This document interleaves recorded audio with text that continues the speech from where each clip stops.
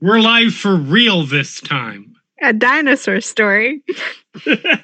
For real. The real dinosaur bringing story. the mic as close as possible. Yeah.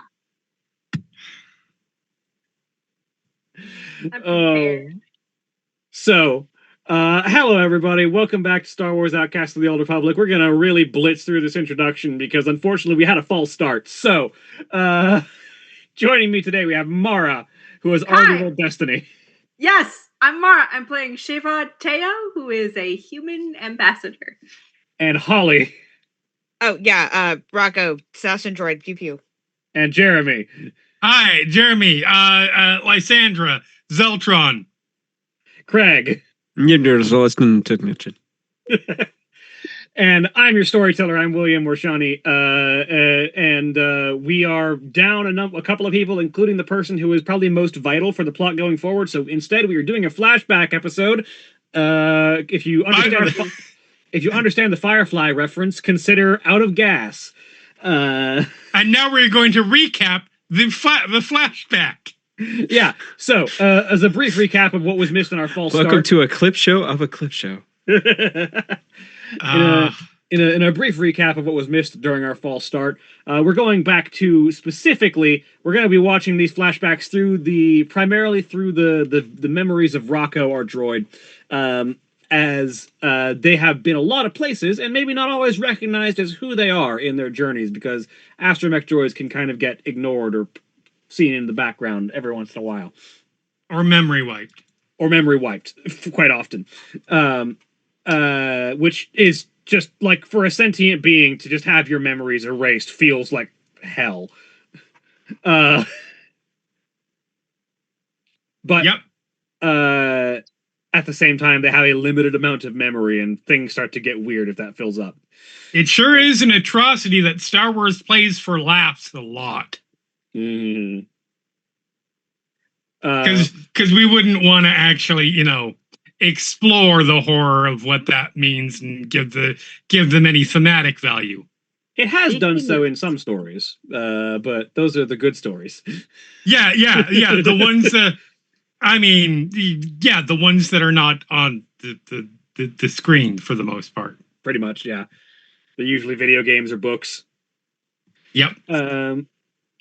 But sort of following these flashbacks through the eyes of Rocco, we first join on the Sith capital world of Dromund Kaas, an environment in the cantina where Lysandra, our former Sith military, currently in this flashback, current Sith military, was trying to have a quiet drink while the rest of the squads around her were trying to have very loud drinks. And very keep to herself kind of, don't leave me alone kind of thing. And the military party vibe was kind of crashed when a Mandalorian, dressed in silver, black, and crimson, leading a purple and black astromech droid, made their way in and just kind of seemed to be going to the bar, but military swagger and bravado took hold with a slight bit of coaxing from Lysandra. And a group of military drunkards decided to start trying to start shit with a Mandalorian who was in full armor and armament, while the military are unarmed and unarmored. And shortly after they started to encircle the Mandalorian and start to heap abuse at them, Lysandra decided that they were going to intervene. And I definitely didn't roll, and now should roll, right? I'm kidding. That charm roll, in attempting to embarrass the ringleader of this particular group, resulted in a lot of advantages and a despair, which, as I am recalling your quote, all those advantages go to making this man more embarrassed. Correct. More humiliated, I guess, would be a better way to put it. But yes. So, what happens is you're trying to step in between these people at about the same time that a serving droid is doing the same thing, trying to offer drinks to sort of like diffuse the situation. Right. And the two of you bump into each other. So it's not just your drink that gets spilled all over this ringleader. It's the entire tray of drinks. Yes. Whatever else happens, I have succeeded this session. This man is drenched in alcohol. The despair is what happens next. Oh no. I detect the arrival of flame coming soon, or some sort of extreme heat. The individual, rather than being doused and reasonably put out and like embarrassed, is incensed. Starts to berate the droid as well as the Mandalorian, the serving droid specifically. You catch a very brief glance between the Mandalorian and their astromech, and you're not certain exactly what happened, but a moment later, this man is on fire. It kind of moved really quick, and you think the astromech might have done something out of the corner of your eye, but all you caught was 1 minute this man was swearing, and the next he is screaming because he is covered in alcohol that is on fire.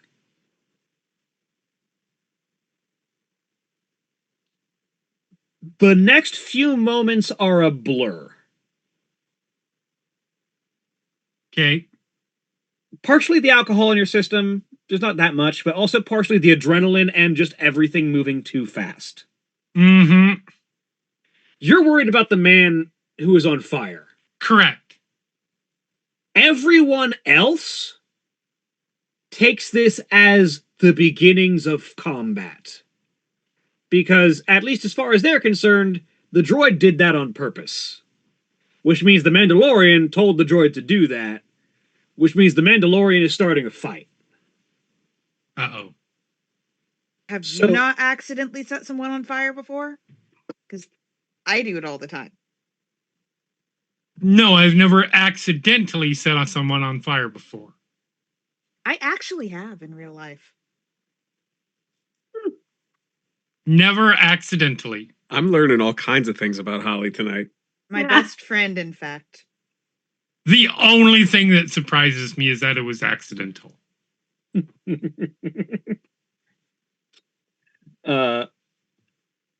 These next few moments, you find yourself desperately trying to put a man out. Yep. While behind you, you just hear the sounds of unarmed combat. The opposite of what Zeltrons usually do, by the way.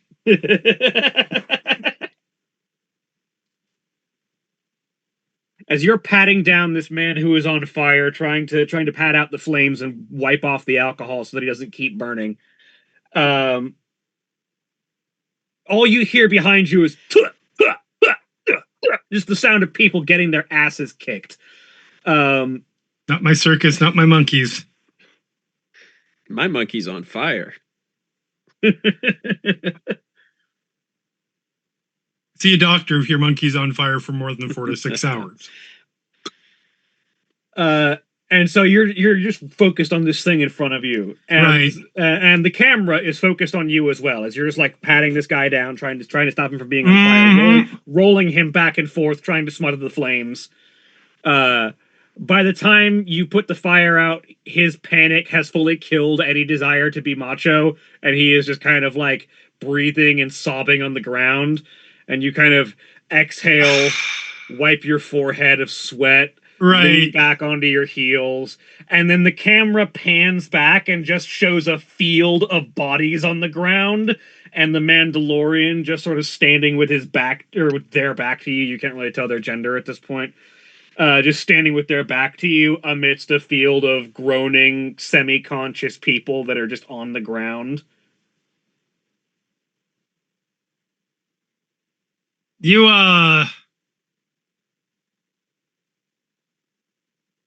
okay? Who's that directed to? It's the Mandalorian.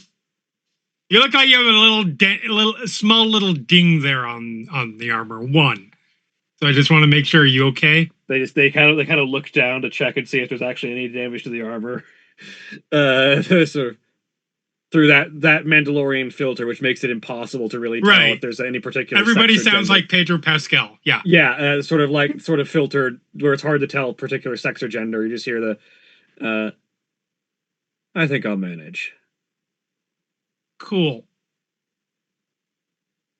They'll probably need a little bit of medical attention. I was gonna say, do you want to tell me what you did? Who I should prioritize? Minor contusions for the most part. That one's got a broken arm, so that one probably needs the most immediate All attention. right. Well, enjoy your drink. I look at the droid. You okay? I will manage. Awesome. R0, could you pull up the coordinates for the bounty office? I believe it's time we stop playing around and turn this in. Yes. Pulls them up. Bounty. Anybody? Is there anything I need to worry about on that? Well, the Imperials put the bounty up, so probably not. Okay. Good. In any case, tell your friends that next time they decide they're going to pick a fight with the Mandalorian, make sure they're not from Clan Ordo. If they didn't figure it out based on this, they don't deserve the air to continue breathing air. Let's go, R0.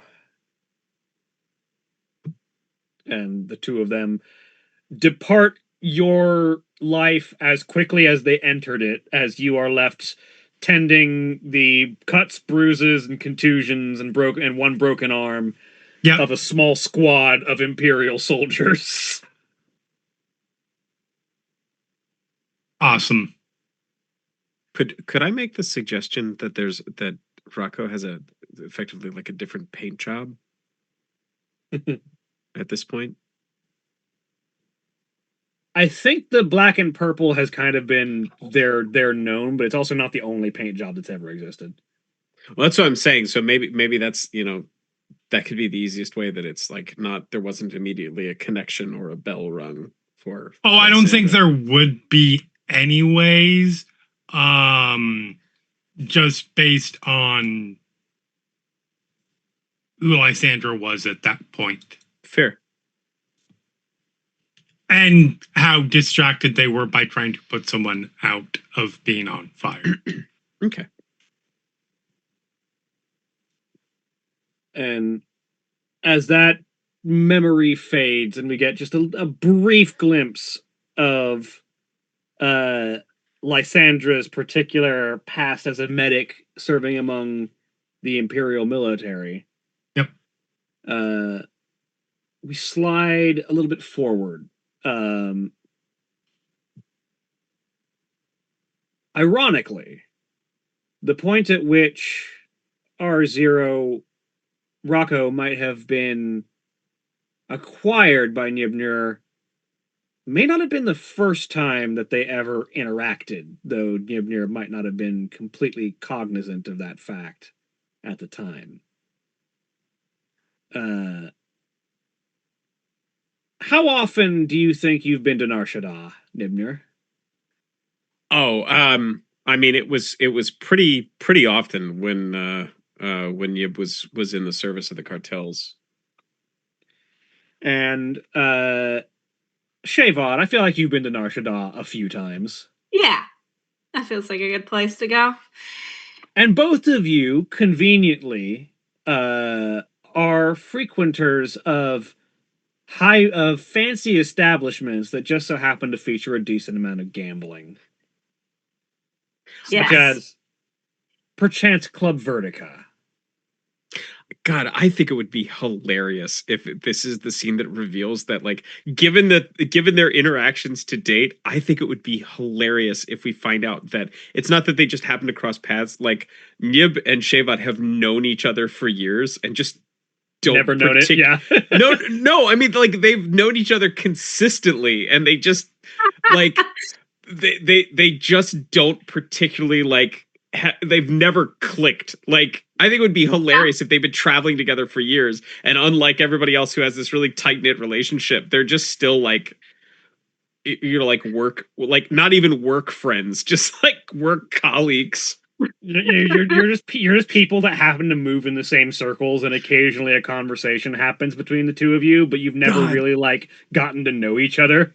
Or like, I don't know, Mara, do you think it's accurate to say our characters are like, they like, it's not like often my character and Jeremy's character who just flat out don't get along at all, but I feel like the read is, I feel like Shavon and Yib, like, they're not particularly fond of each other. Is that a fair read? Yeah. Yeah. So God, I think that's funny if they've consistently bumped into each other and then they saw each other on Taurus and they're like, well, I need someone to help me bankroll this up. Oh, God damn it, it's that mechanic. Shit. I Okay, like it. I'm super into this if you are. Yeah. Right. No, I like this. This is good. So, R0K0, as you were previously identified before being given the nickname of Rocco. You and your master, who your memory banks are now identifying as Talon of Clan Ordo, have been assigned to Club Vertica because you're here to turn in another of your master's bounties. Talon is a prolific bounty hunter. They are one of the best. They can perform some of the highest class jobs. They can they can range where others cannot reach, and they can bring down that which others cannot lay low. They are famous in their own way, in such that mercenaries can be famous, but especially for Mandalorians. And so the two of you are currently trailing your way into Club Vertica with a carbonite slab floating behind you, with a particularly angry looking Zabrak,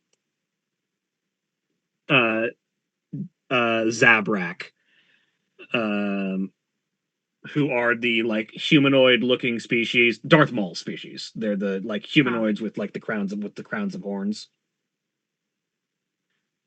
The ones that look like the demon from Insidious. Kind of. They can have hair, like a lot of them do. It's just the horns kind of make bald the easiest aesthetic to show off in costuming. Yep.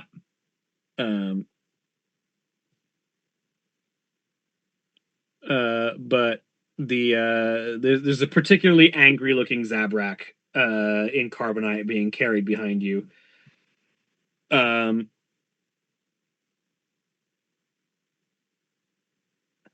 And as you pass by, your sensors can't help but pick up some of the noise around. And for some reason, there's a Sullustan and a Corellian, you think, some kind of human species, getting into an argument over a game of cards, and you don't know why. But for some reason, it seems to register on your audio sensors louder than the rest. So you two, what's going on in this game of cards has got the two of you at each other's throats for once again? Again, this random Sullustan that you keep bumping into, you barely know his name. Yep. Were you just trying to play a game of cards and the Sullustan felt like he had to input on how you should be playing that hand? I think I don't mean to explain to you, but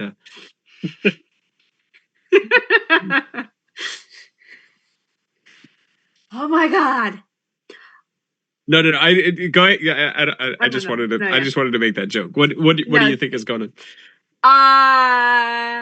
I think Shavon's it's the first sentence you hear is oh my god, how you have a matching pair. I know you do. Don't go fish. You have one. It's there. I like that this isn't even like a gambling game. It's literally go Yeah. fish Go because fish. they're both on downtime. Oh, I'm sorry. Do you think you can't gamble with Go Fish? You totally can. We've You been cut- 100% can. We've both been cut off from the tables at this point. Yeah. We're just over at like the children's corner. And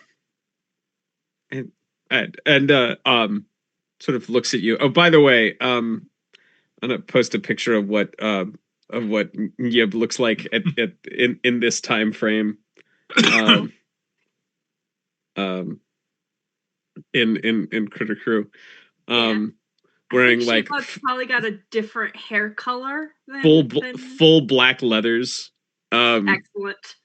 Like sort of like high collar rolled gray shirt underneath. You're still repping the hot thug aesthetic, even though you're a Sulliston and like one of the ones that people least take seriously. Yeah, 100%. But I mean, hey, when you roll with the Gorenslas, you gotta bring the best.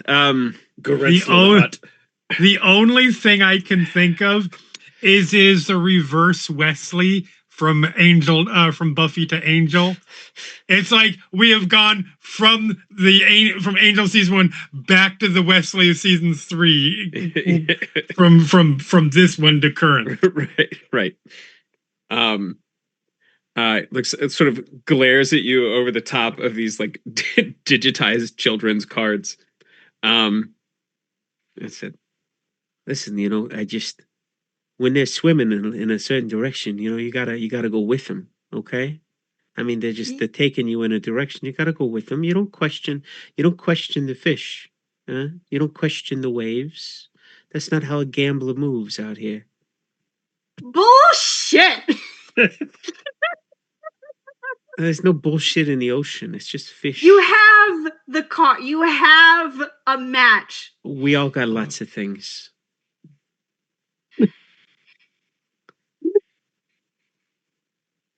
What do you got? I have, just gonna put down a couple of pairs, a sneaking suspicion that you are a cheat. Hey, I take that kind of thing real serious, okay?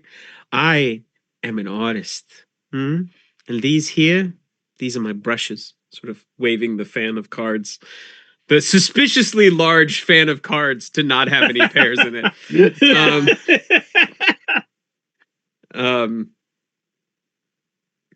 You have to put down a pair if you have them. I think you'll find actually that's not actually part of the rules. That's a more common way to play this game among novices. But those who are real aficionados, if you'll pardon the pun, sometimes you can find a full set, a quad of scalefish, a nice ripe trio of burra. So I like the idea that these cards are literally fish. This is a deck designed for Go Fish, and thus the cards are actually fish. But it's either that or you have no idea what the fuck he's talking about. Yeah. I had a deck of cards as a kid that was just for Go Fish, and it was fish themed. It was delightful. It was my favorite. Anyway, that's what I'm picturing, honestly.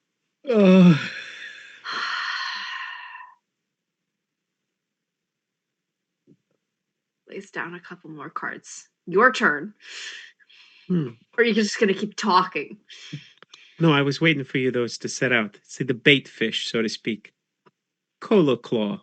And lays down like a sort of arranged, like 5 of a type arranged out in this sort of menacing, vaguely sort of maw-shaped pattern.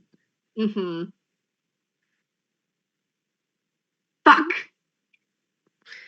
Fine, you win. I'll be taking these, and reaches out and just sort of sweeps in all the pairs that have been laid out. Yeah. She's gonna throw down credits at you. Because we were betting on this. Yeah. You were definitely betting on that. Well, now I'm broke. Demeter immediately changes. That was really fun.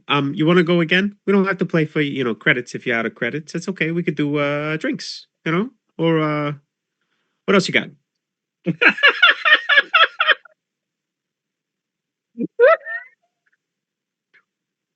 We don't have to play this one. If there's another game you like better, we could play a different game. No, because you keep cheating at those too. I'm not cheating. Look, it's not cheating. That's why I'm saying, why don't you pick the game? It's not cheating if I know more about the rules. That's all. I need to get back. I need some more funds. So I have a place to stay. Oh, well, hey, this is moving a little fast for me. I'm not that I'm not having fun over the cards, but I got, I don't really got extra space, but not that I'm not flattered. You're a little tall for me. Oh my god.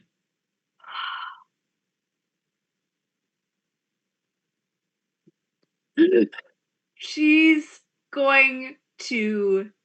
This We were worried is about me dying in Yeah. the past. This is true.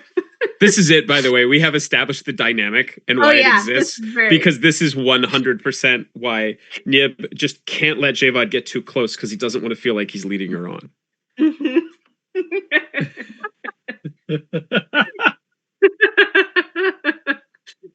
Oh God.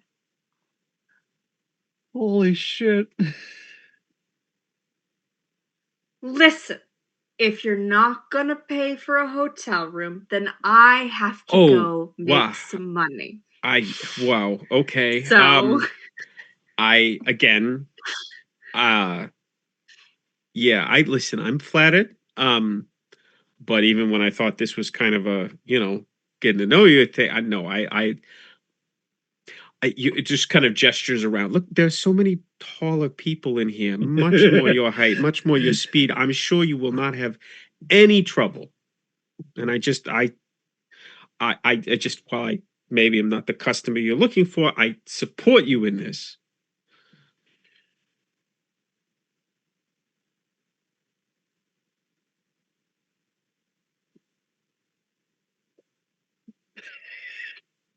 Just washing Shavon's face. That's so good.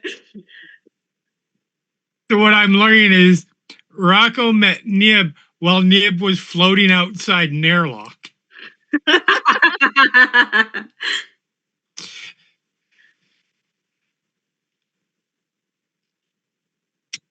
Well, that's good to know.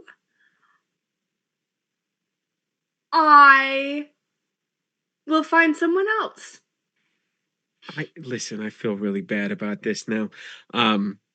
Here, I tell you what, let me I don't need you to feel bad for me. No, I'm sorry, that's patronizing. How about I get you a drink?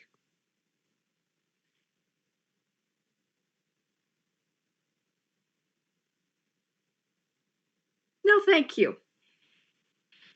You sure? They got something that comes in fish bowls. Very cute. That's what my wife used to say. Can you make me some introductions? Sure. Let's see.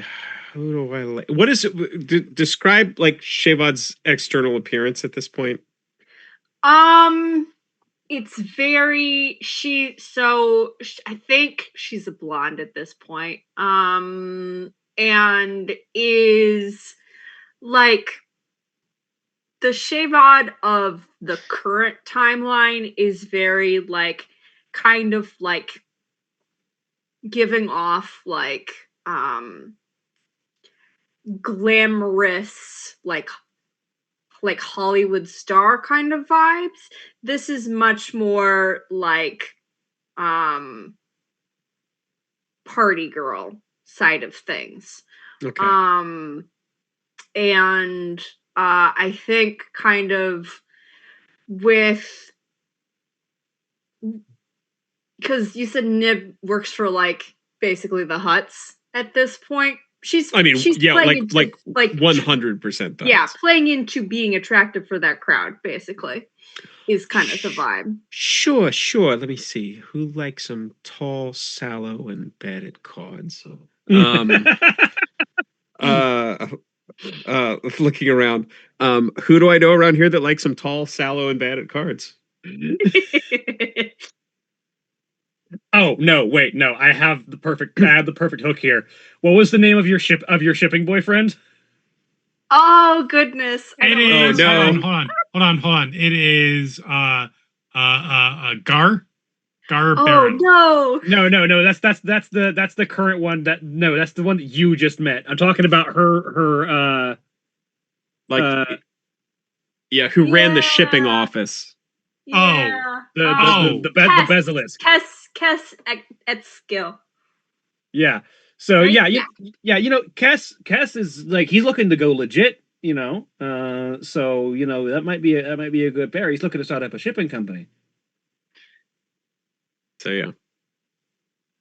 And I'll indicate this basilisk over by the bar as I say that.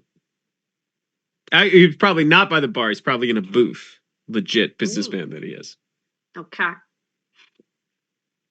Shavon's gonna head off with a middle finger behind her at you. Like, he kind of looks at that. You know what? Actually, I'm gonna roll a. I'm gonna roll it. What would that be? Core knowledge. Interesting. Understanding the middle finger as an insult. Yeah. Yeah. I would say that'd be core worlds. Okay. Cool.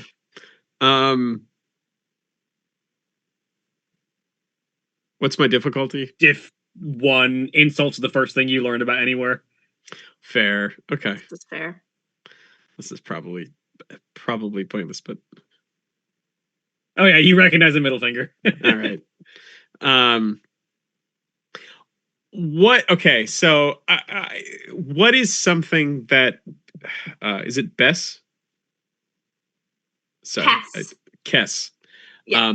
What is something that yes. Kess would find instantly insulting? Huh. Oh goodness. I don't remember this guy. I think.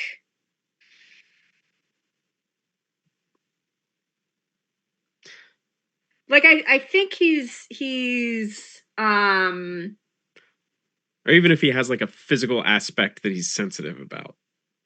yeah.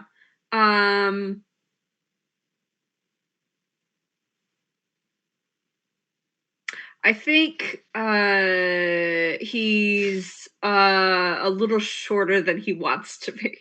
Like he wishes he was a little bit taller. Okay. A little bit taller and more handsome.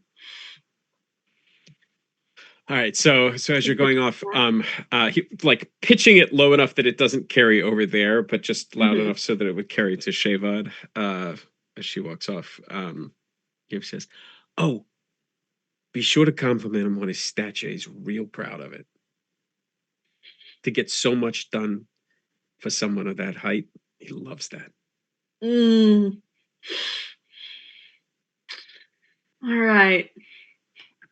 Kess X still, there he is. Yeah. I'm gonna head over there.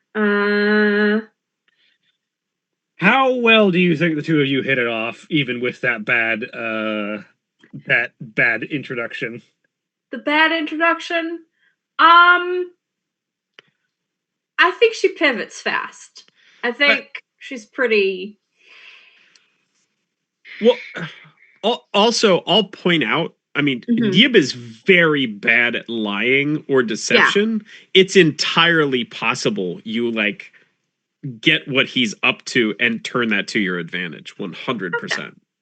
Okay. That's fair. What is that? What kind of roll would that be even? Feels like a cunning thing. Yeah, if I you think want it's to do cunning, perception versus deception. Is that what it is? Yeah. it would be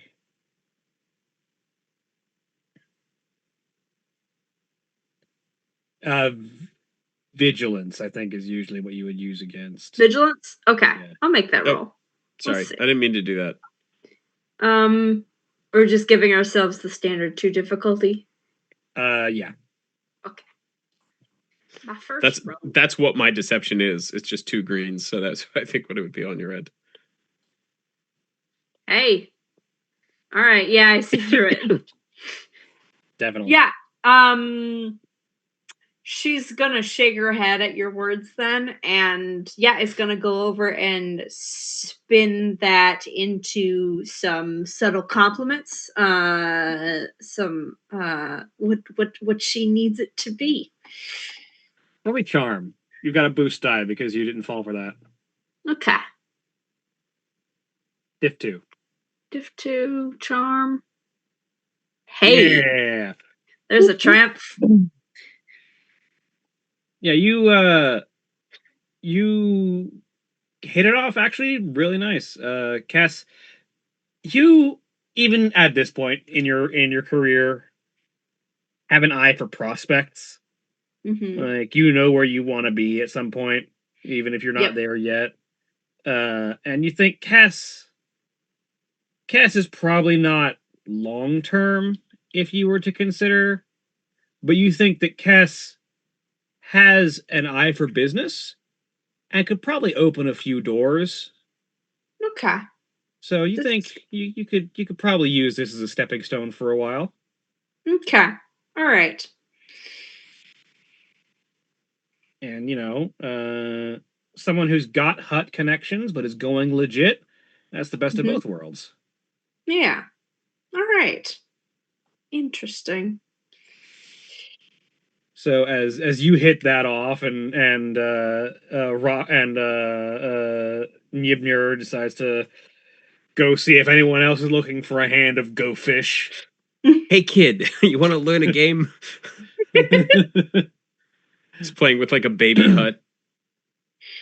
Rocco, you pick up all of that conversation and everything else going on at roughly the same time because as a droid you just kind of bring in all sorts of sensory input.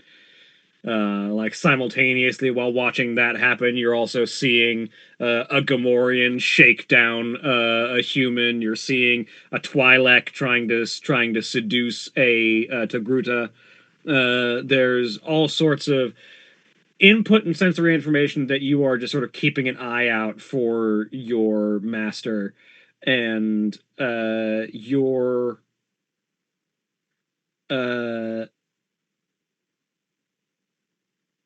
sensors alert you at just the right time to warn Talon before the shooting starts. As this Zabrak's friends are looking to break him out and stop you from turning him in.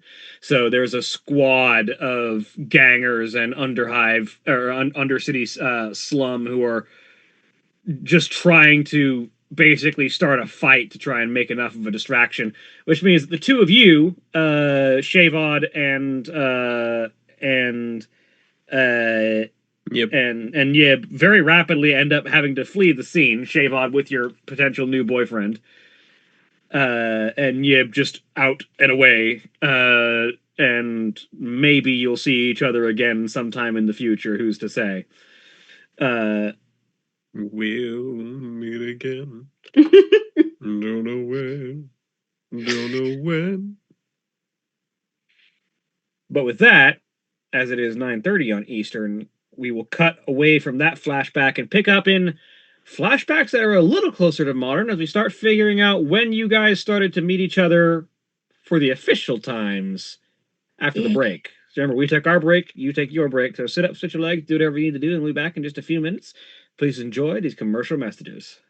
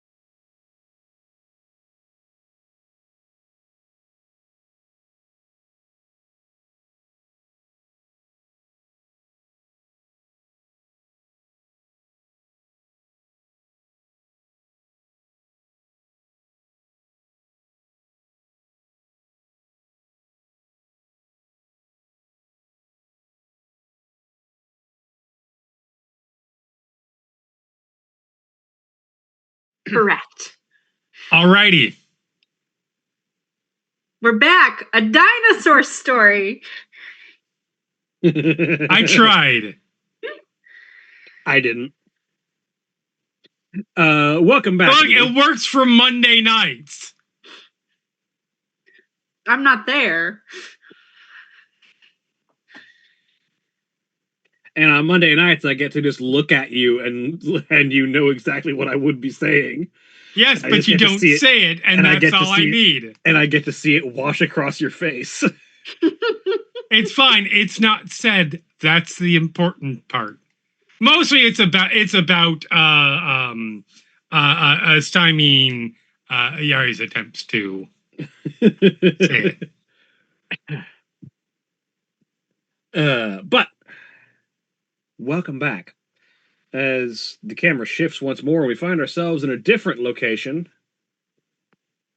As this time,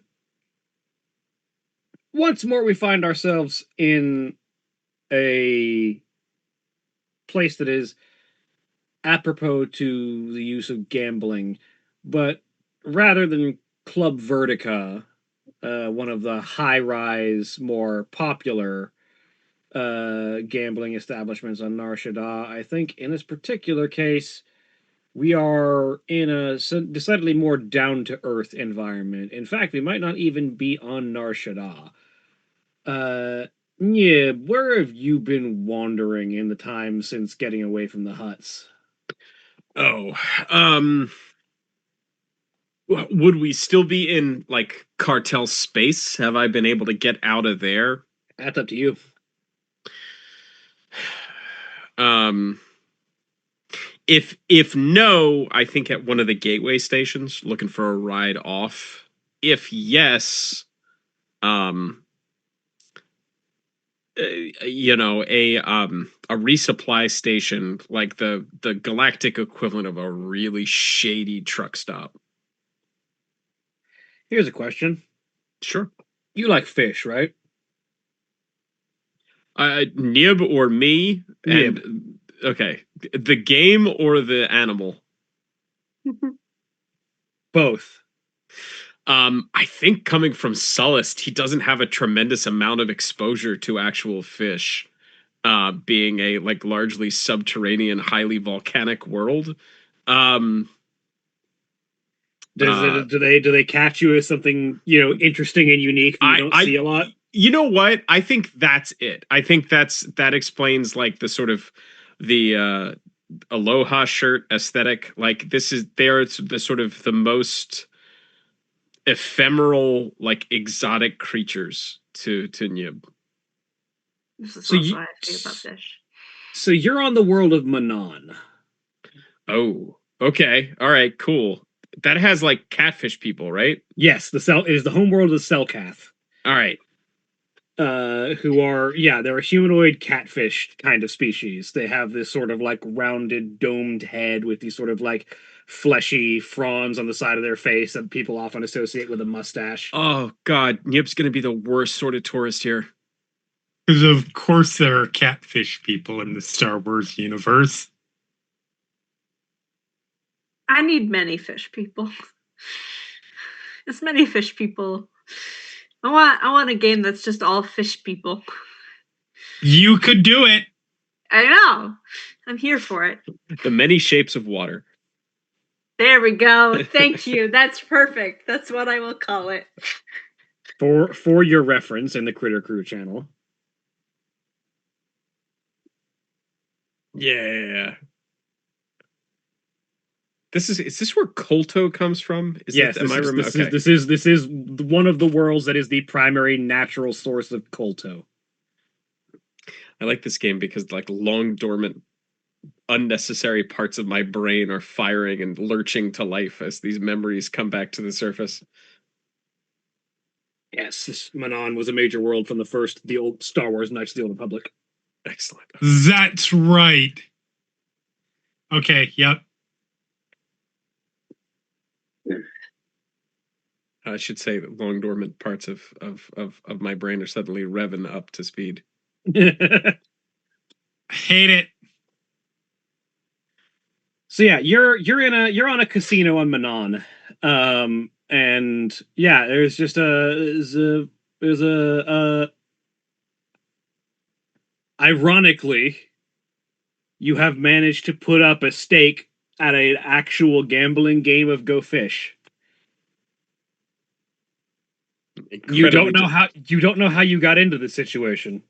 So that feels like appropriation on this planet. Just like, can it be slightly submerged so all the windows you can just see the like aquatic life around us? Like the level of the cantina that you're on is technically Oh, yeah. partially underwater. So if you look at Yeah, all the okay. windows, you just see the ocean life. So Nib is super distracted.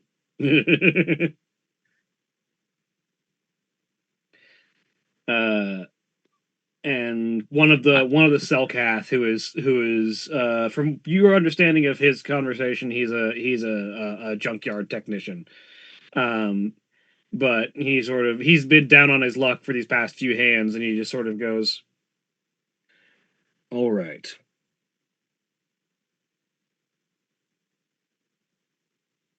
I need to start making some actual credits back, but that means I need to put something up for collateral that's worth some. So, I've got a droid. It's an astromech. It's been through, from what I can tell, a lot. There are chain codes and identifiers in its data banks that indicate that it's passed through a great many number of hands. And in particular, it seems to have had past that's gone all over the galaxy. And I think, if I recognize my runes right, some of those data entries are in Mandalorian.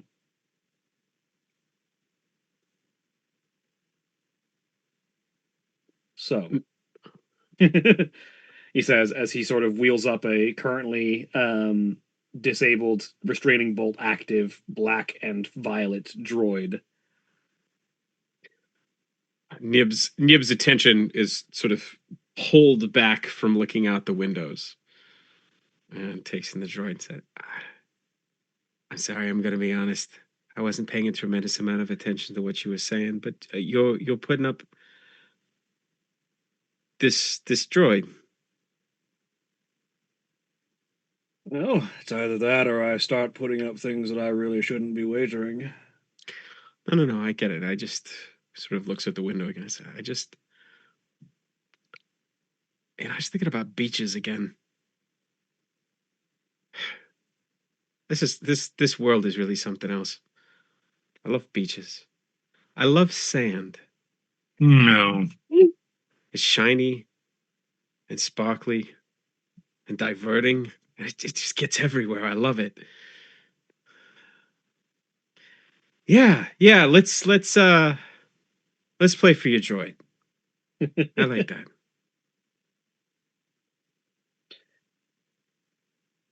And kind of take a slightly closer look at the droid now that my attention's back. Yeah. What kind of shape does it look like it's in?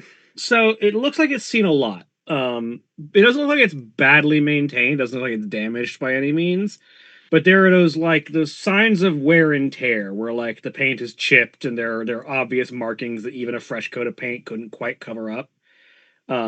This thing has hidden depths. You can definitely tell. It's one of those droids that speaks of a very, very long history, and a droid that has lived that long without being scrapped or atomized or repurposed into a different droid, there's usually treasure troves of data if you can dig through the memory banks for something useful. Is it currently activated? It is currently deactivated with a restraining bolt on it. Oh.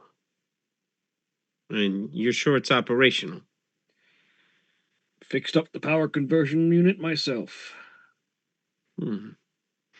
How deep is the pot at this point?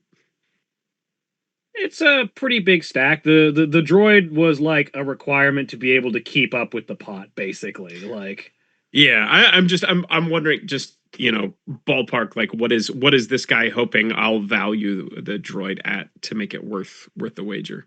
The essentially the what he's putting that to measure up in, he was currently like the wager has gone up by a couple thousand credits, which is average price of a cheap astromech droid. Okay. Um. Hmm. Attention is now all in on the droid. Okay. Let me now, if I remember correctly, a restraining bolt, they can be activated, or they can be active turned on with a restraining bolt on. That just stops them doing like wandering off, right? Yeah, the restraining bolt basically prevents. To be honest, if you are concerned for a droid's well-being, they're kind of horrifying. Right. Because a restraining bolt is basically a hardware lock that prevents the droid from using most of its functions and like causes tremendous pain if they get too far away from the person holding the other end of the bolt. Okay. So he's looking at it. Slide down off his chair. The uh, what are they called? Selkash? Selkath. Selkath. The Selkath is like sort of humanoid height, right? Like the Yeah. standard Star Wars 1.8 meters. Yeah, they're like a little short. Like they're not like they're a little shorter than average human. But yeah, Taller than me. but taller Okay. than you. Yeah. All right. So he'll slide off his chair, which is probably ridiculously high for him, and kind of come over to get a better look at the droid. Say, all right.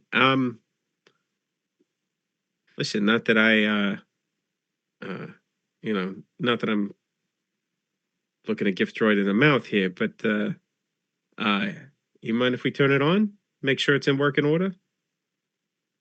Be my guest. So I'll reach around, figure out where the activation switch is, and Yeah, you reach in, find the power stud that's sort of buried under a panel because they're meant to be concealed so that you can't just slap a droid and turn it off. right. So you like flip a panel open, find the power stud, tap it. The droid's lights start to whir and click as it starts to turn online. Close the lid back up.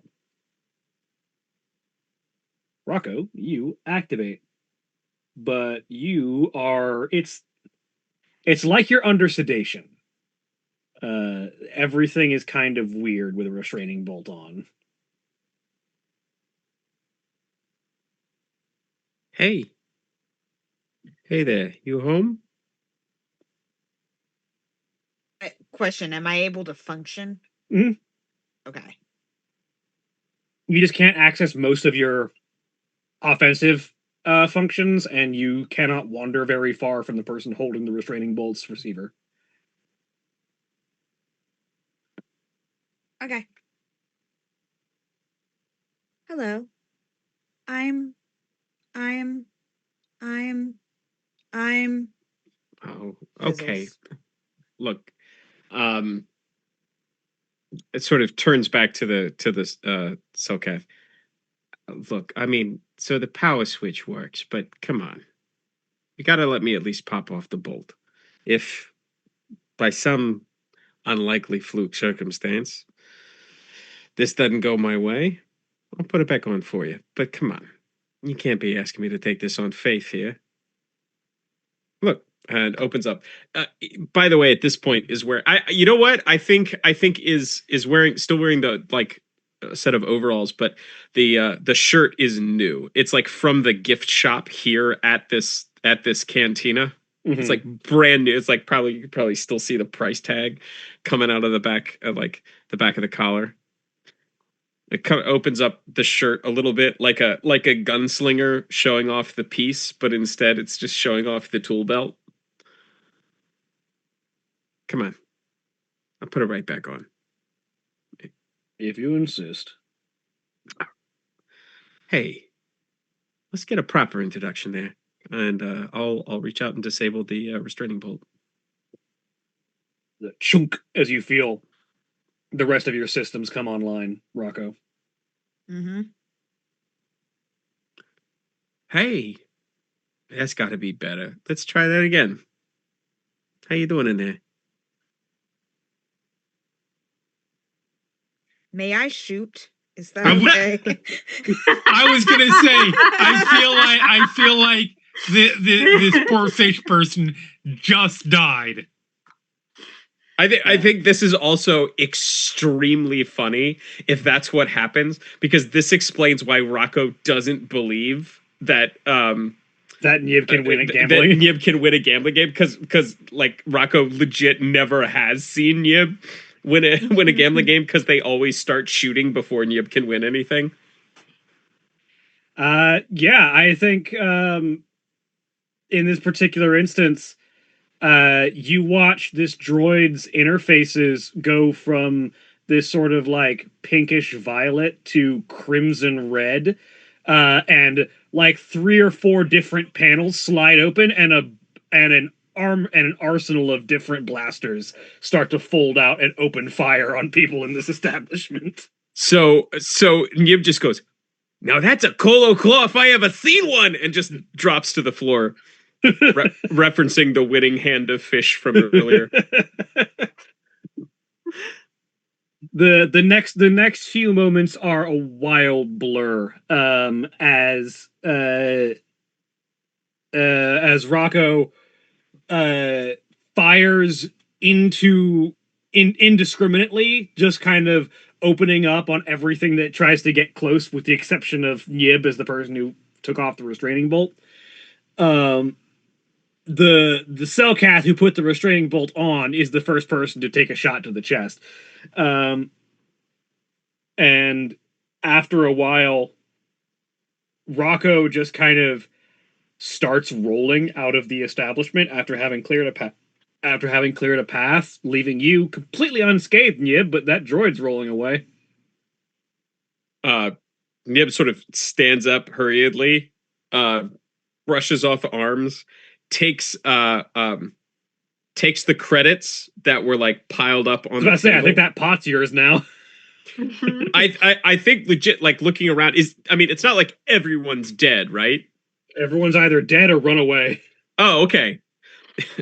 Yeah, then I think we'll hastily take the credits, scoop them into the tool belt, kind of look around one more time at this not nice, but like cantina where at least he was having a decent time, kind of sigh, pull a couple back out and leave them on the table, and then hurry back out after Rocco. Rocco, you have no idea where you're going. You're just trying to get away from where you were, and you find yourself in a place where your memory banks have no idea how to navigate, because you don't remember ever getting to Manon. You have no idea how you got to this planet.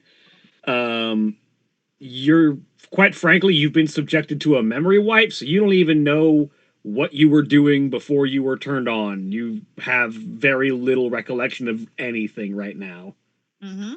So, but if you kill enough people, it'll make it right. Yeah. Yeah. Yeah. So hey, that guy was an asshole.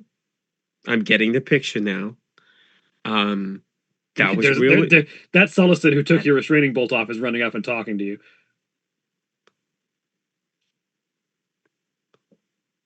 Wait, that's what okay. Sorry, that took me a second. I think you're gonna be like, shoot him. You might.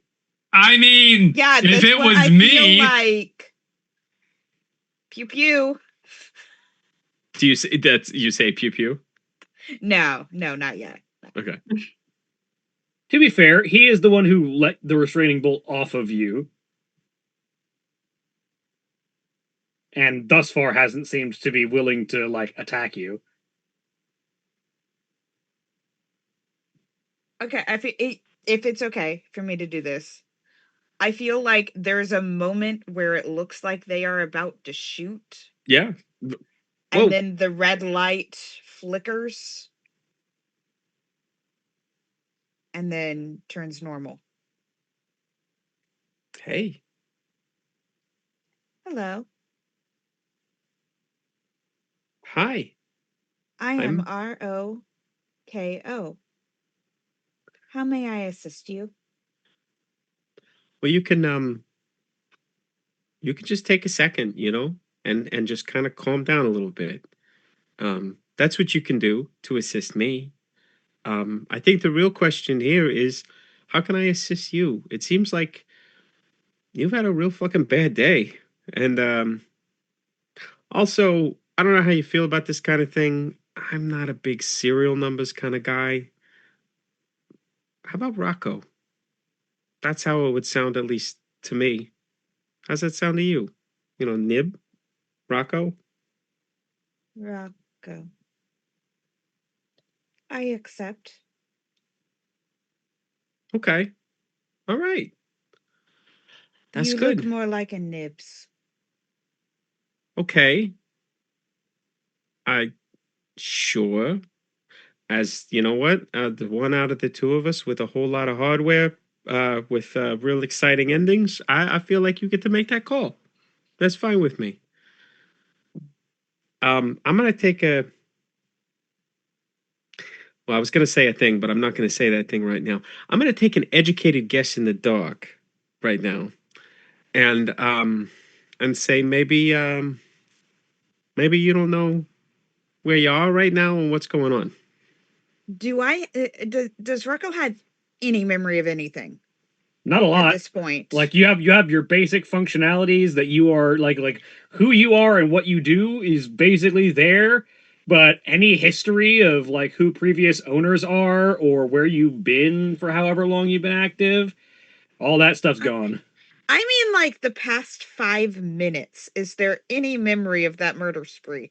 As not a lot, like flashes of danger alerts and combat Mhm. signs and not a lot of detail.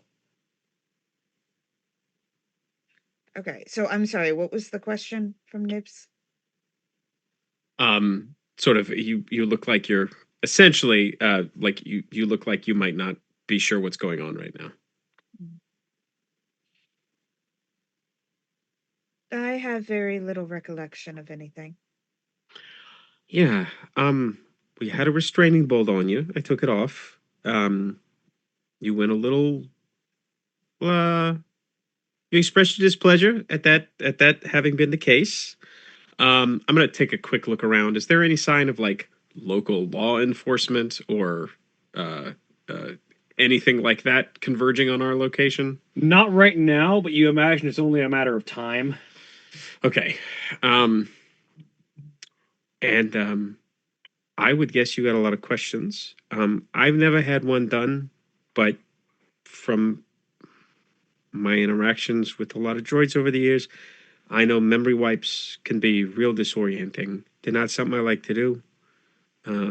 So if you stick with me, I can make sure that at least don't happen to you again. Maybe we can figure out, where you're coming from. Because I've seen a lot of astromechs, but I ain't seen astromechs with the kind of hardware that you're packing. So um, I think that might pose some problems uh, in the short term for both of us if we don't maybe find ourselves a new location, maybe someplace to lie low. Because at this point I don't have like travel other than what I can book off world, right? Pretty much. Okay, so maybe you and I can make ourselves scarce for a little bit.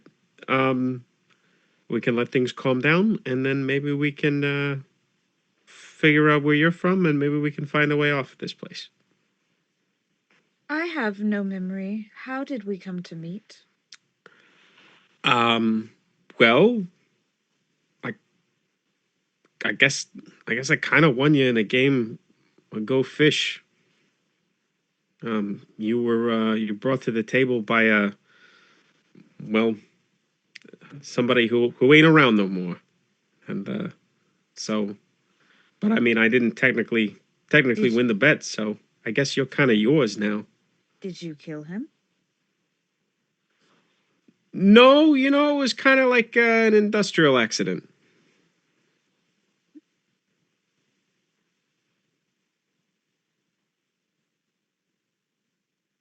All right. I'm whose am I now? I think you're yours.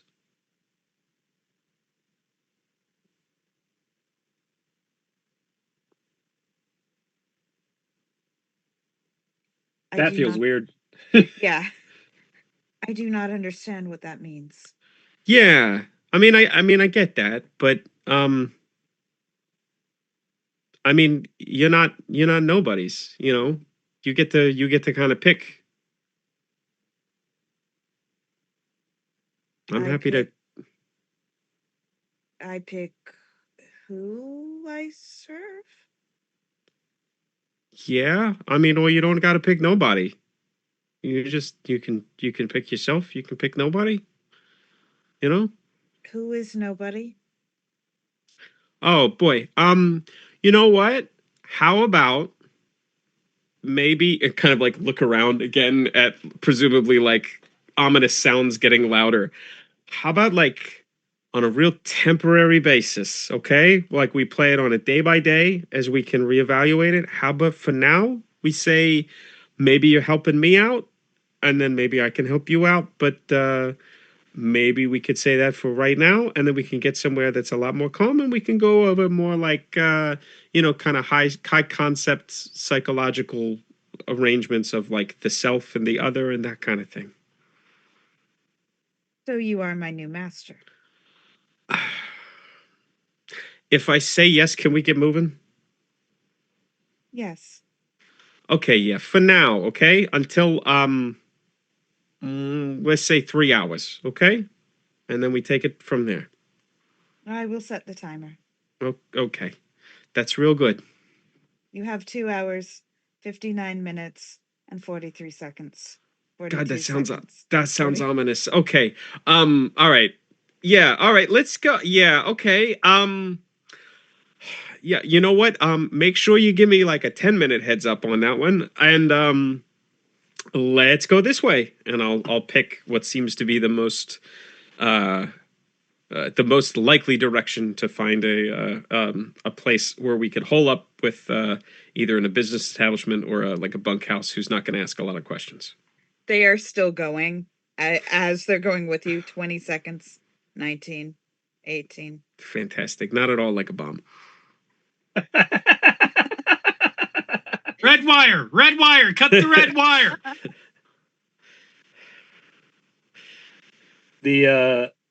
The comparison to a bomb does not get less apt as you continue trying to find places that you are not going to be hunted down by Selkath authorities. Yeah, fair. But eventually, you manage to find a quiet spot where things lay low, and the two of you introduce yourselves to each other. Time goes by. Eventually, you manage to make your way off of Manon and into what is essentially a whole new stage of both of your lives. As one of you has gained an astromech and the other one has gained a Soliston, and neither of you are sure about what that means.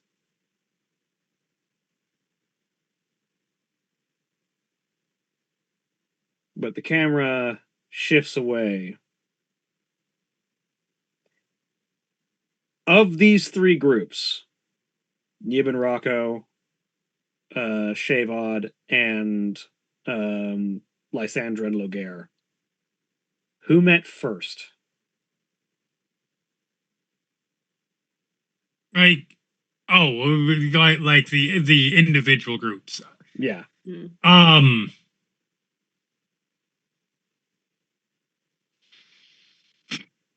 I think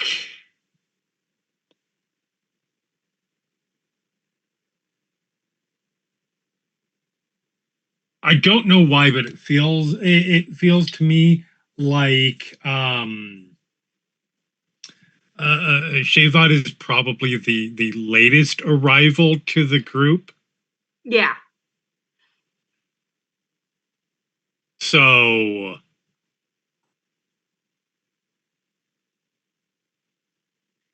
it's shortly after your arrival on Terrace, Lysandra, with Logaire. As the two of you are basically just looking for any world that is far enough away from prying eyes to not be hunted down and murdered. Right. For your desertion. And you figure planet that's been recently destroyed. Well, recently in the galactic scale. Mm-hmm. Being rebuilt slowly. What was once a city planet, like Coruscant, where the buildings are so tall you cannot actually see the planet underneath, Right. has now been reduced to rubble, and everything is now ground floor. There are a few buildings higher than 4 stories left standing. And as the cargo like transport lighter touches down, and you and a whole host of other people who are looking to reclaim land grants, start a new life, for whatever reason, are coming to Terrace, filter your way out of this space bus, essentially. Right. You and Logair kind of look around, take in the environment. Yeah, this is as good a place as any. At least I'll help you lay low for a while. Are you certain that no one's going to kill us here? Suffice it to say, this planet is actually somewhat steeped in the dark side, which should do a good job of hiding our presence.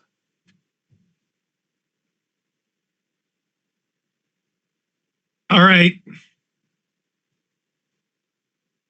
Which isn't to say that it's not dangerous. According to the briefings, there is something of a local vermin plague to worry about. Define plague, please. Please, Commander, explain to the medic what you mean by plague, because there are many different versions of that word. Well,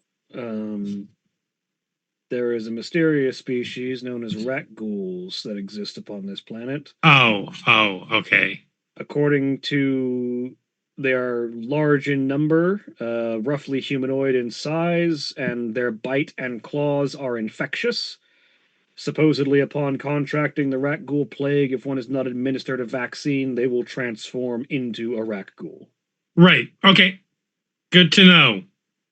She says, just accepting that it's new information, despite the fact that I feel like as a medic in a Sith for an Empire strike team, she 100% was trained on that.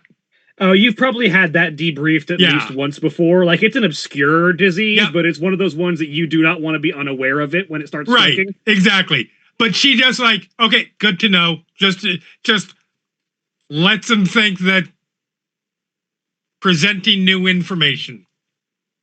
Like, you're unlikely to run into rat ghoul disease anywhere in the galaxy. It is almost entirely localized to Terrace. But you do not want to be the person who doesn't know what's going on when someone contracts it. Yeah, and odds are, like at some point, if you're part of the Imperial military, you've probably been sent to deal with, or you probably an outbreak or two. Yes, will 100%. have to eventually. So it's good to tell the medic what it is.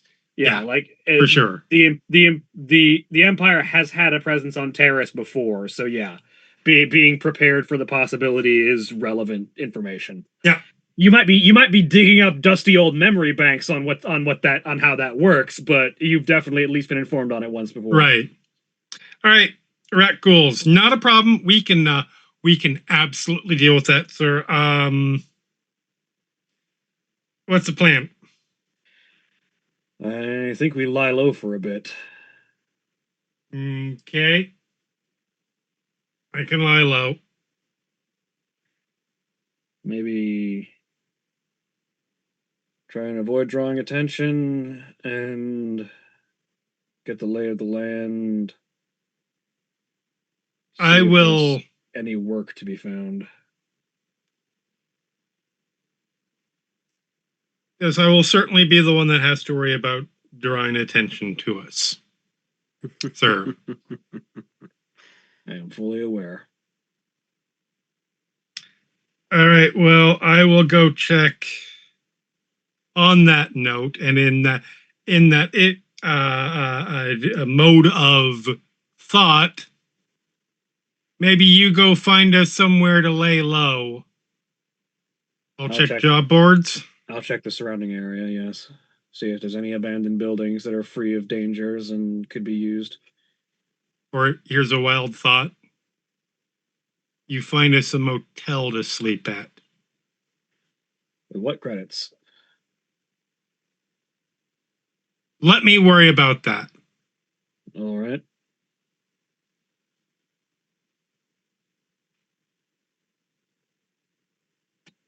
Do you go in your separate directions? Yep, we go our separate ways.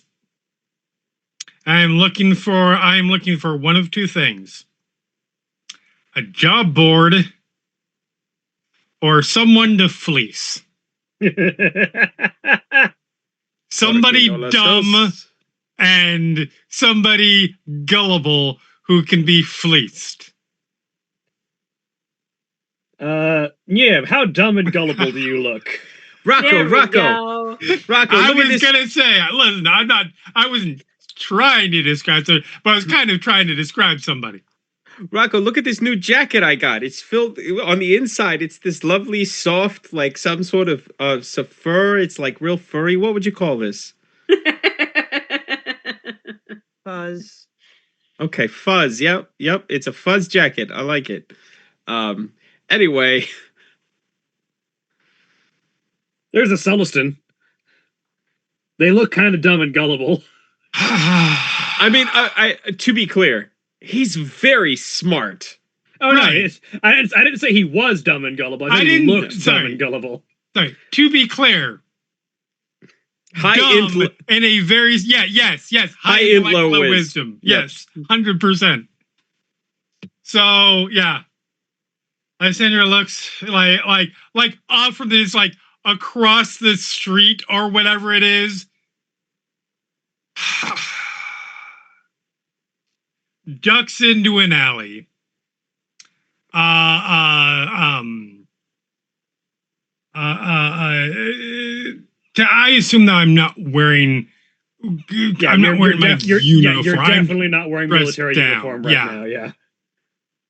But like takes jacket off.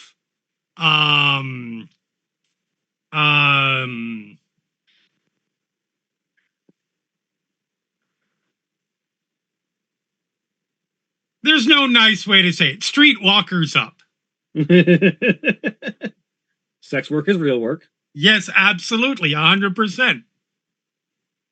And using it as an opportunity to fleece people is real work.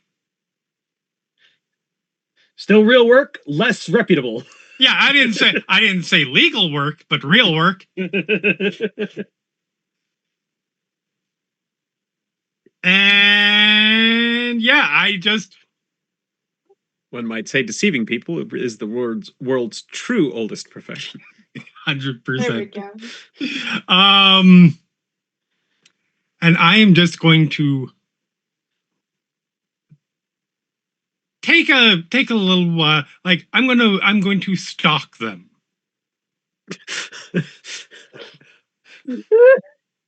I like that you took such care with your phrasing earlier, but now just Thank straight you. to the stalking. Stalking in the less obsessed way and more roguelike way.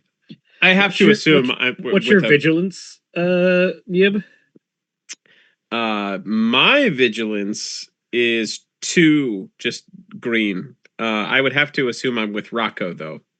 Oh yeah. I think Rocco's is also 2 green, isn't it? Oh no. Yeah, Rocco's vigilance is also 2 green. Roll 20 kicked me out. Sorry, give me a second. I just looked at your character sheet. Okay, So yeah, thank you. Roll me. This explains a lot, actually. Lysandra, roll me. I think it would be skullduggery. No, there is actually a stealth skill. Roll me stealth with a diff of 2. There is a light side if you want to spend it. I was gonna say, yeah, I am 100% using that light side.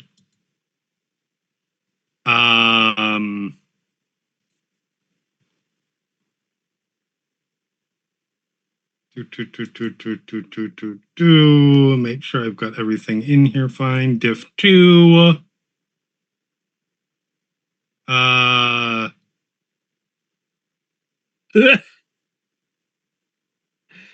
So you're not hidden. But those advantages means you might not look as suspicious as you otherwise would when they spot Yeah. you. Like I'm trying to stay hid. I feel like that I am discovered early, but I just look like what I am presenting myself as. Yeah, I would say with 3 advantages but a failure, you get spotted pretty quick, but you are pulling off the street I am walking pulling sex off worker sex worker. Yeah. pretty effectively. Yep.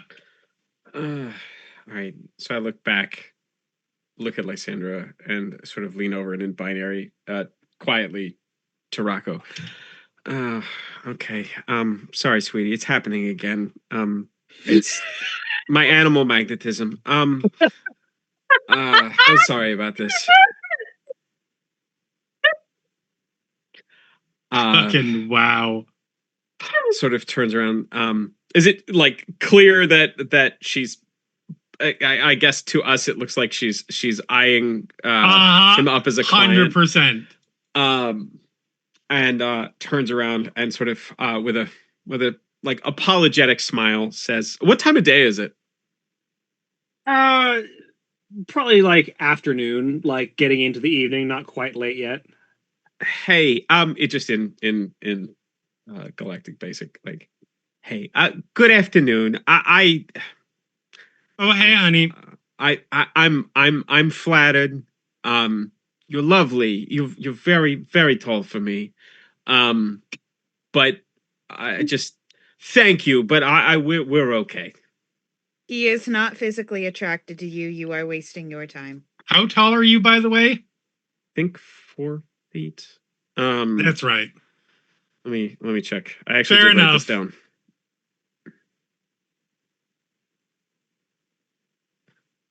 Let's see.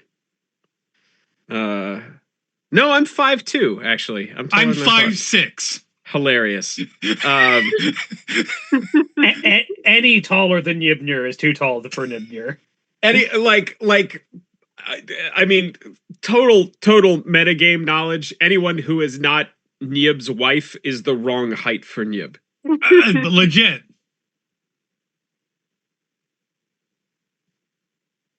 Delightful.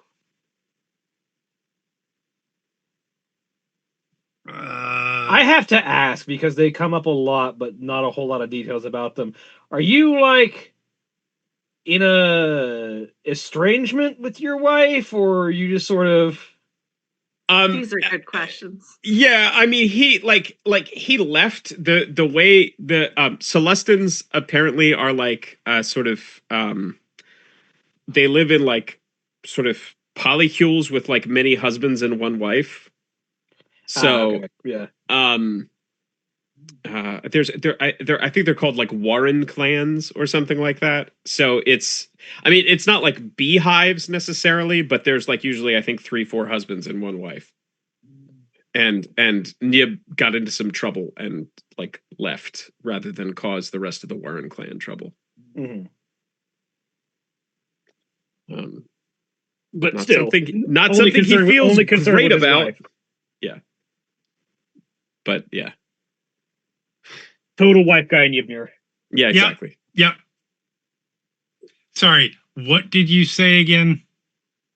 You're I think it was like, despite the fact that she's only 4 inches taller, he's right. Like, you're way too tall for me. And then Rocco said, like, he is not attracted to you. You are wasting your time. Yeah, he's not physically attracted to you. Yeah.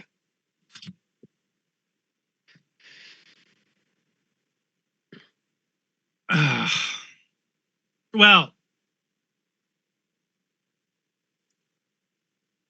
good to know. Not what I was going. Instantly flipping this the director. Not necessarily what I was going for. Why do I look a certain way? Turning it on its head. How dare you assume that I'm a streetwalker? Yes, but maybe that's on me. I believe it was more the look in your eyes. that you wanted to, what is the phrase? Jump his bones? No, honey, sweetie, we have Is that not the right phrase? I mean, it's not the right phrase for me. No offense. You are a little short for me. see, this is what I'm talking about. Thank you. Hi, I'm Lysandra. You know what? We've gotten off on entirely the wrong foot. Yes. Or just appendage in general. I'm Nib. Nib. This is Rocco. Rocco. So rat ghouls out there, that sucks, huh? Yeah.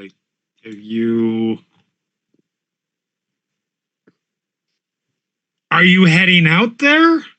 Do you need help with something out there? I mean, I kind of would like to not be, here in general, but what are you gonna do, right? What, you don't like this place? You know what? With the if you set aside the flesh-eating ghoul invasion and the constant fighting between the omnipresent, overbearing galactic forces and Right. the general deprivation, starvation in all quarters, risk of infection, less exciting than rat ghouls, but tetanus and everything else. Bacterial issues in all of the water and everything. Yeah, other than that, not so bad. So I've got to ask them what brings you here if you're not keen on being here. Well, I'm a rambling man, and the galaxy is what it is, and the winds of fate, they call, and who am I but a leaf on the wind? I look at Rocco. Why are we actually in this place? It was the one place your credits could get you to, that was off of the world that you were about to be chased off of. He's being chased, and the credits only got us this far. Right. I mean, it's less poetic, but yeah, basically. Sounds like you need some help. What? I mean, again, not to get us off on the wrong appendage again, what kind of help exactly are we talking about? You are being chased. Well, not chased. Yes, chased. Not, There were guns involved last time. sweetie. And then in basic, or in binary, Ixday on the ace che. It is the truth. It's that, yeah, but that's some Gamorrean Latin for you. There were many pew-pews. Yeah, but we don't got to share that around with everybody. Look, times are tough back in basic to Lysandra, who I think we've established does speak binary, but that was not revealed until recently. So Yes. I'm sure there are many conversations that Nib has been revisiting at night since that episode.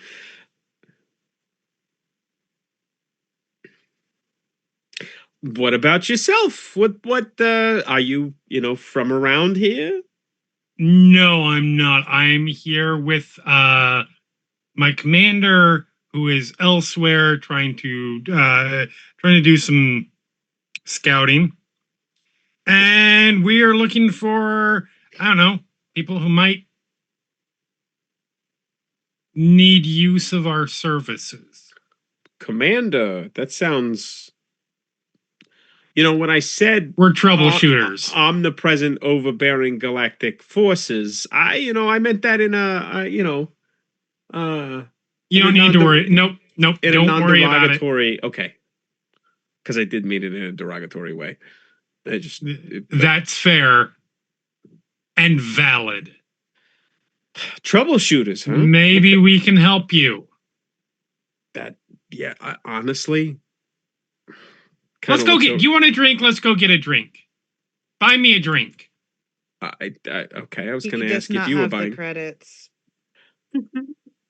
If you're buying, then yes. You've got enough credits to buy a drink. Okay, fair enough. Like, I'm not used to Lo- the one being the one buying the drinks, but sure, let's. Logaire is only worried about credits because he thinks long term. You have enough credits to survive for a bit. Fair enough. Let's go get a drink and let's see what we can do maybe to help each other. I mean, okay, yeah. That's. I'd love to get out of the sun for a little while. I'd love to, put some more solid walls, maybe an air filtration device between myself and that like very very faint but omnipresent sound of shrieking that comes echoing in off the hills. Yeah, it's not great, is it? No, not a fan, honestly. I've heard worse, but let's go. Go find a corner in a bar somewhere. Order drinks.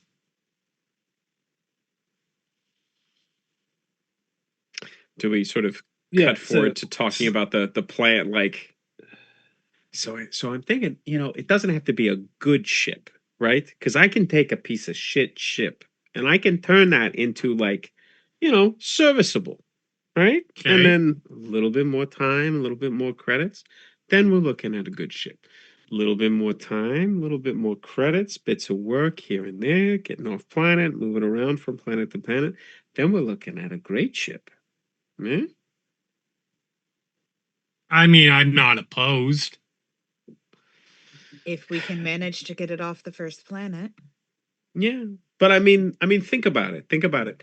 Not having to wait for somebody willing to carry you off, but being able to fly out under your own decision, being able to chart your own course. That was my hope. We were going to have different means of acquiring the ship. Well, sure. But all I'm saying is maybe, you got somebody with my talents, you got a navigator with Rocco's talents here. You can set your sights a little lower. We got an easier onboarding process, and then we build up easier. We're gonna need more than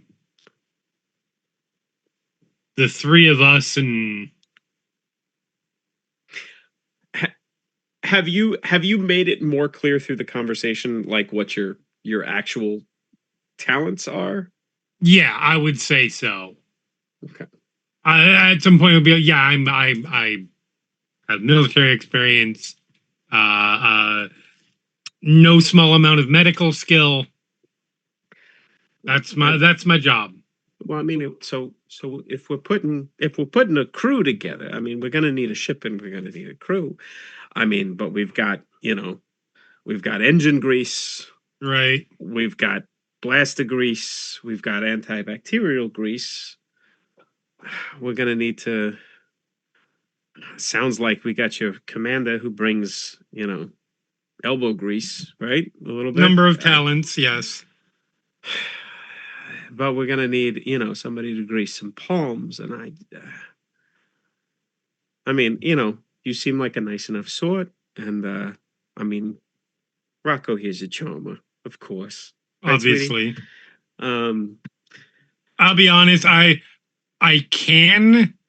I generally, I can do that sort of thing. I generally prefer not to. Well, I mean, we could always, we can start with what we've got. Yeah, we use what we can. I can. If you can. Gods. And he's sort of like looking off across the cantina. Yeah, you look across the cantina, you're seeing a familiar face from a dozen small arguments over the course of the past however many years as Shavod. Man, it was a complex series of events that got you landed here. You've changed your hair, you've changed your look. Yeah. You've kind of been running from trouble in the galactic core, which has led you all the way out to the far edge of the mid-rim. Yep. Man, how did you end up on a rundown planet like Terrace? Yep. Nothing to do but have a drink about it, and oh my god, he's here.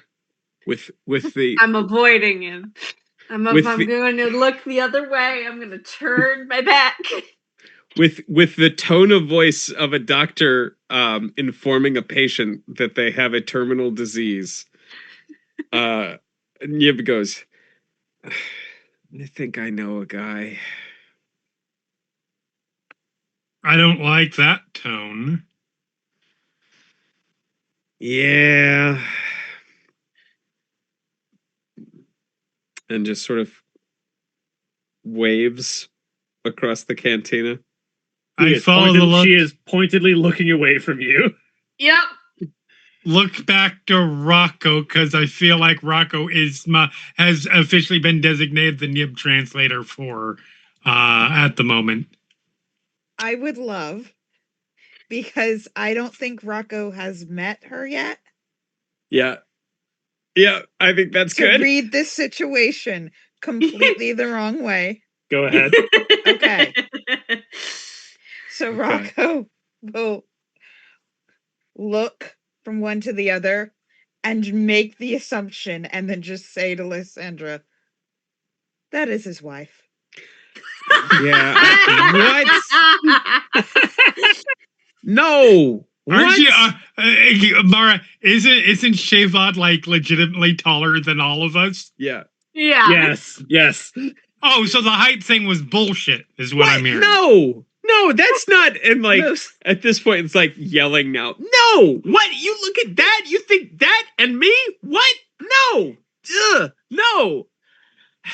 Hey, Shavon, attraction there's not no clear. way that's not about you. and then just then turns and goes, "Hey, Colo Claw, come over here." Did I hear my ears burning? Oh yes. I'm going to saunter over. I lean over to Rock because like Nib cannot be our talker for the group. Oh no, he is horrible. This like there's no way I don't hear that, right? No, Or is that- you absolutely hear that. Or is that intended to be an aside that I don't hear for in like television style? Oh no, it's fine. Like I don't think she's trying hard to hide it. Nib looks up at you and was like, "No, I don't think. No, I wasn't gonna. Why would you think? Why else would I suggest? I'm gonna need another one of these. How big's your tab? We'll find out." And Nib is like wandering back over to the bar. Oh, you're paying her tab. Nope, other way around. I will also point out a fun fact that I learned on unassailable knowledge source Wikipedia. Apparently, Celestins can't get drunk no matter how hard they try. That tracks.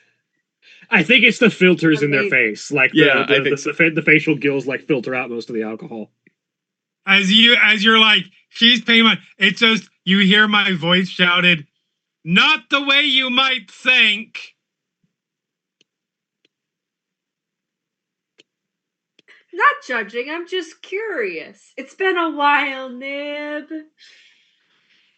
Likewise, Colo Claw. I'm sorry. Was it?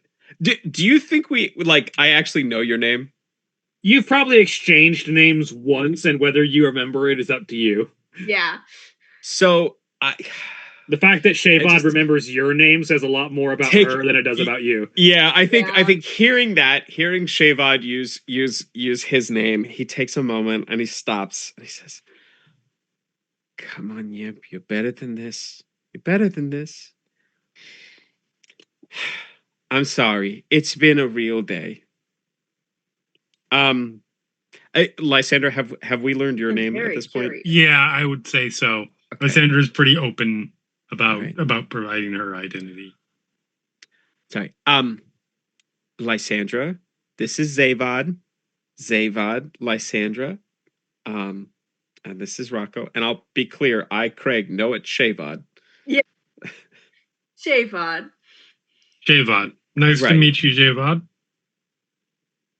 Nice to meet Nib's wife. I. Oh No. no. Can that be simultaneous? Yeah. Yes, like it's just both of you Absolutely. simultaneously. Just, no. No. No. Oh. The attraction was obvious, I thought. The hatred Prob- was obvious, so prob- I assumed wife. I assume Shavad does a much better poker face, ironically, than Yib does.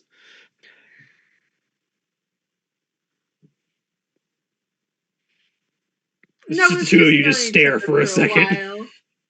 while. Girlfriend? One night stand? Rocco is like going. Former, like, I'm not gonna lie. This definitely has the feel of like encounter that went sour. Let's Old just Got say flames. drunk let- one night and let's just worst say- mistake. okay, let's just say we've played a few hands. And then he thinks for a second. Wait, no, like that, but not euphemistically. This is the most entertaining conversation I've had on this planet. I walk over. Hi, I'm Lysandra. Hello. Pleased to meet you. How did you get to know these two? We literally just met. If that makes this that makes this better. Actually, I mean, we kind of have that in common. I mean, both of you kind of, introduced yourself like the same way. And you know what? It doesn't matter. I'm sorry. How did you introduce yourself to him? I've been asking to spend the night. No, we were playing cards before that point. Well, sure. Also, I was not asking you to. Remember, It no, was a you. one night stand. I love this eternal misunderstanding. It's going great. I think we should get this conversation back onto a more productive track. What are you doing on this little planet? Me, or Both, everyone? Yeah. Also, goddamn, Mara, your mug matches your sweater. Not It's- intentional, but yes. It's like the exact tone. That's Yeah. amazing. delightful. It's a little Me, bit paler in person. trying to find work so we can get off, or perhaps trying to find a ship so we can leave of our own accord. Ah. He got chased to this planet. Funny you mentioned that. Shavad, Yeah. as I seem to recall, you're the one who had the lead on the ship. Yeah, sure.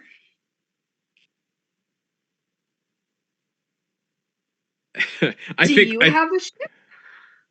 Have you acquired a ship since I last saw you? Directed to Nib. no, and to set the record straight, I just want to say we weren't chased to this planet. We got chased off the last one. Right. Sorry. The credits just ran out when we got here. Yes, thank you. Ah. No, For clarity, have they? Are they coming here after you? No. There's about Rocco, you respond with maybe. I think Rocco is going to say there's about a 30% chance they might. That's not bad. I will take those odds. decent. I will lead on a ship. Really? Oh. What kind of ship? It's Junker, owned by a friend of a friend. And its repairs would be quite costly in this economy, Well, sure, if you got to pay for them, but if you got somebody who can do the repairs and you just need to source the parts. Right. I mean, you say junker. One person's junker is another person's leisure yacht. What are we talking here? What style of ship? For reference, if you need, you probably have the model already. It is a Gatroc 720 light freighter. Okay. A light freighter? of some sort. I don't think Siobhan knows the It's- details. I mean, you know what? I mean, light freighters. That's there's a lot of utility to a light freighter. You got your more nimble sorts, but I mean, they can haul cargo if we're looking to fix something up and actually You make some definitely of our know money that it's back. shaped like a turtle. It's shaped like a turtle. Oh, are we talking a good truck? I mean, those things aren't junk until they've been atomized. That sounds familiar. I mean, the think that's- 740. Oh, baby, if we're talking a 740, those things got the Here he dorsal goes. and ventral cannons. Beauties, beauties. Can you fix it? Now, even a 730. I mean, we're talking. Can we're you talking get a- it operational? Oh, Yeah, and of how course, quickly? Of course. Well, I mean, that depends on the state of it. But I mean, again, you know, I mean, we're talking. Estimate. Give me a Well, range. I mean, again, if it's got like a little hole in the side, I could patch that up in an afternoon. If it's got, significant structural damage, that's going to take a little longer and going to take a few more credits to it. If it's got like, When if I it's saw got it, and engine she's- damage, landing gear damage, that kind of stuff, but I have a question. What what use do you have for a ship, and what are your goals with a ship? I want to get off this planet. hey, so we all Any got something in particular common. reason? No. This place is not suited to my career growth. What career would that And- be? I talk to people, I make connections, and I help people get what they want in exchange for goods and services and accommodations. Ship would be a hell of an accommodation. It would. One that you probably can't fly by afford yourself. on my own. No. Well, I was going to say operate, much less afford. That too.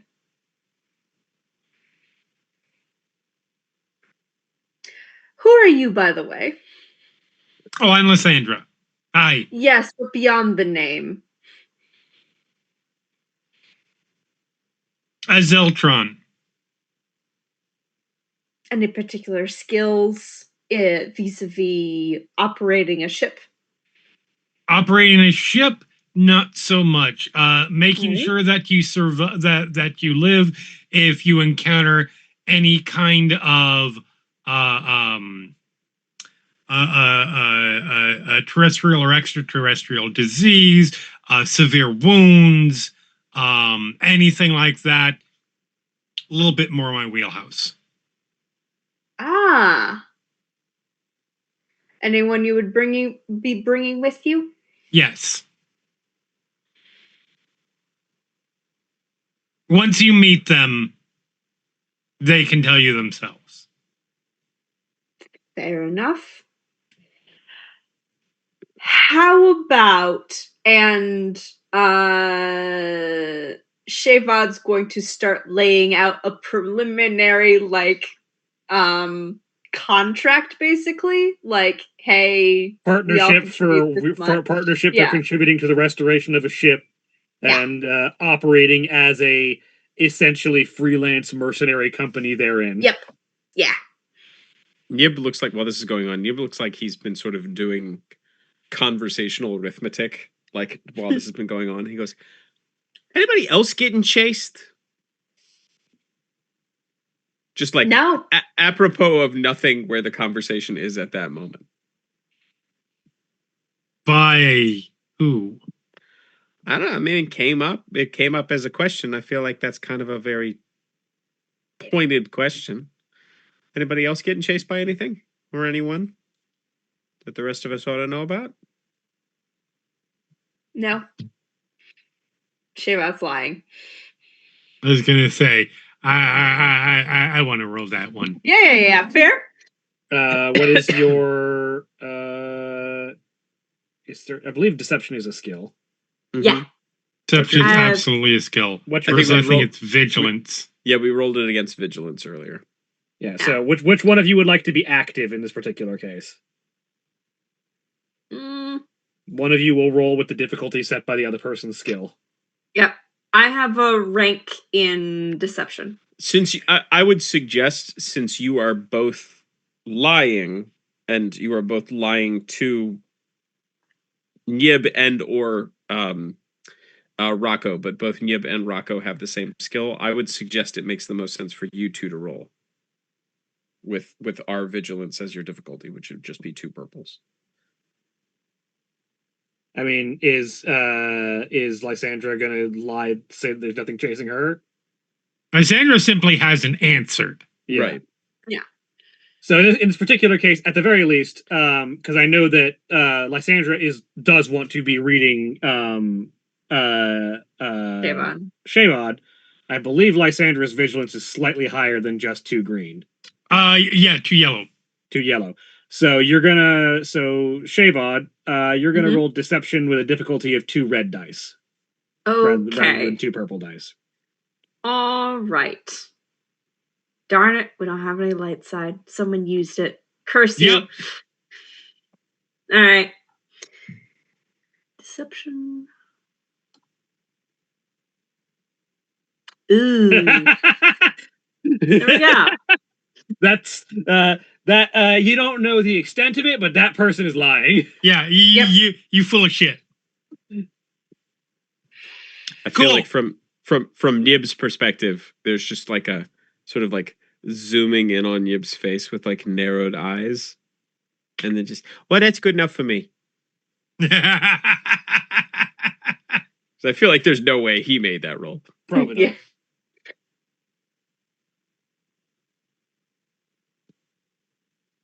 I'm not being chased, but that's something to be talked about later, maybe. I mean, all of us got reasons to get off the planet, right? That's the point, and we need to get off the planet. I can Besides- go into a little bit more detail once we aren't in a public bar. We got like a truck to look at. Is it in a place we can go and look at it, maybe do a walkthrough? Oh, yes. Yeah. The answer is it's sitting in a field. Part of why the guy is willing to give it to you is because that field is heavily roamed by rat ghouls.